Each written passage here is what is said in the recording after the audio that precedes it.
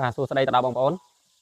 ពេលព្រឹកព្រលឹមនេះក៏ហូបទឹកក្តៅក៏មានអារម្មណ៍សោះស្ដាយចូលរួមក្នុងសង្គមហើយបែកបងប្អូនមួយរយៈធំដែរហើយដែលបានមកអង្គុយនៅកន្លែងតុការងារនេះព្រោះជាន់ការងារច្រើនបងប្អូនតាំងពីមុនចូលឆ្នាំមកបងប្អូនសម្រុកការងារឲ្យខ្ញុំអត់មានពេលស្រាកស្រាមសោះមកដល់ឥឡូវក៏នឹកឃើញស្ដាយដែរមកអង្គុយទៅបើសិនណាខ្ញុំទៅធ្វើការមិនក៏ចាប់បានការងារហើយមកមុខទៀតដែរប៉ុន្តែខ្ញុំនឹកឃើញដល់បងប្អូនជាប្រវត្តិយើងហើយខ្ញុំចេញមកនេះក៏មិនមែនមកអួតអាងដែរបងប្អូនអត់មានអួតអាងដែរហើយក៏គ្មានអីត្រូវអួតមិនមានឡានមិនមានលុយដូចបងប្អូនគេអ្នកមានដែរគាត់តែមានបទពិសោធន៍តិចតួចចែកដល់បងប្អូននៅក្នុងសង្គមដែលបងប្អូនយើងសិតតែជាអ្នកអត់ដូចគ្នាជួនកាលទៅស្ដាប់ខ្ញុំឬក៏បានកលឹះពីខ្ញុំទៅគាត់យកទៅរៀបចំគ្រួសារក៏វាអាចរីកចម្រើនមួយផ្នែកទៅហេតុអីភាពជាក់ស្ដែងដែលខ្ញុំជួបបងប្អូនតាមស្រុកនីមួយៗជួនកាលទៅគាត់សួរសារសួរព័ត៌មាននេះទៅខ្ញុំចេះតែណែនាំធ្វើបទបង្ហាញកន្លែងណាមួយទៅគាត់ធ្វើទៅក៏វាមានភាពល្អប្រសើរបាទហើយឱកាសការរលុយនេះខ្ញុំជឿជាក់ថាមិនថានៅកន្លែងណាតំបន់ណាទេខ្ញុំជឿជាក់ថាបើយើងមានវិធីសាស្ត្រក្នុងការរកគឺមិនគួរថាយើងមិនអាចឆ្លៃជាអ្នកមានក៏អាចមករស់នៅសមរម្យនៅក្នុងស្រុកភូមិមានលុយកាក់ចាយវាប្រចាំថ្ងៃបាទភាពជាក់ស្ដែងអញ្ចឹងហើយភាពជាក់ស្ដែងបងប្អូននៅពេលបច្ចុប្បន្នរាល់ថ្ងៃនេះគឺត្អូញតែនឹងការពិបាកនឹងការរលុយខ្ញុំទទួលស្គាល់ថាពិបាកសេដ្ឋកិច្ចរាល់ថ្ងៃនេះមិនណាដូចពីណាដែរគឺពិបាកគាត់ថាបើសិនណាយើងចេះច្នៃប្រឌិតនៅមុខរបរនីមួយៗបងប្អូនកុំផ្ដេកផ្ដួលនឹងការងារអ្វីមួយដែលថាយើងធ្វើការងារមួយមុខហ្នឹង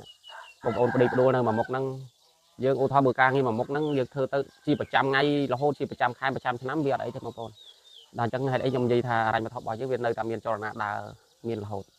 គាត់ថាចំពោះតែបងប្អូនមានមុខរបរមួយមុខមិនច្បាស់លាស់ហើយមិនទៀងទាត់ហើយបងប្អូននៅតែមិនច្នៃប្រឌិតនៅមុខរបរផ្សេងទុកសង្គួរការពារដែរ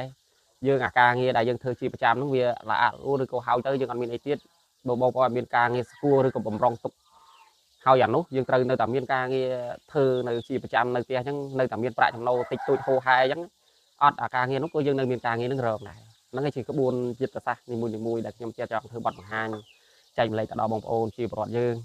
ព្រោះជាក្បួននេះវាបើភាពជាក់ស្ដែងទៅដែលខ្ញុំឆ្លងកាត់ការងារនីមួយទៅ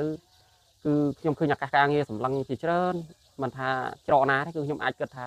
ច្រកណាក៏ខ្ញុំអាចរកប្រាក់ចំណូលតាមមុខរបរតូចធំនីមួយមិនមែនកំណត់ថាមួយថ្ងៃត្រូវរកបាន100000 200000អត់ទេបងប្អូនវាមានតាមមុខរបរដែរមុខរបរខ្លះតូចទៅយើងធ្វើតាមធនធានយើងបានមុខរបរខ្លះមួយថ្ងៃយើងរកបានត្រឹម10000 20000 30000ទៅ50000អាហ្នឹងវាយើងបត់បែនដោយសារអីដោយសារយើងគិតថាយើងធ្វើអ្វីមួយឲ្យមានចលនាលុយហ្នឹងជាប្រចាំបាទវាមិនមែនថាជាផលប្របាកប៉ុន្មានទេខូចតែបងប្អូនមិនយកចិត្តទុកដាក់សិក្សាពីការងារអស់ហ្នឹងបាទហើយមើលងាយនឹងមុខរបរហ្នឹងបាទហេតុអីខ្ញុំហ៊ាននិយាយថាដូចជួនកាលបងប្អូនមិនទាន់ភ្ញាក់ពីសម្រាន